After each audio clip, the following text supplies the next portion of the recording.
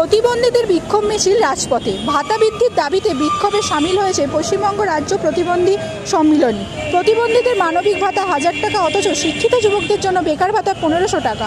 প্রতিবন্ধী হয়েও 1000 টাকা ভাতা। ভাতা বৈষম্য কেন, প্রশ্ন তুলছেন তারা। প্রতিবন্ধীদের মানবিক ভাতা বৃদ্ধির দাবিতে কলকাতা বিক্ষোভে সমাবেশের প্রতিবন্ধীদের রাজপথে।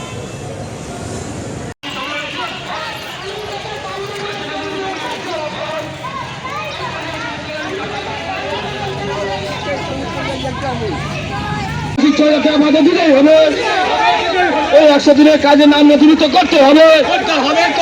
রাজ্য প্রতিনিধি সম্মেলন ছিল 2016 সালের আইন কার্যকরী করতে হবে।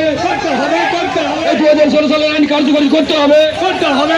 সরকারের জবাব দাও। ওই 2016 সালের আইন এখনো কেন পর্যন্ত কার্যকরী হলো না, কেন রাজ্য প্রশাসন জবাব দাও।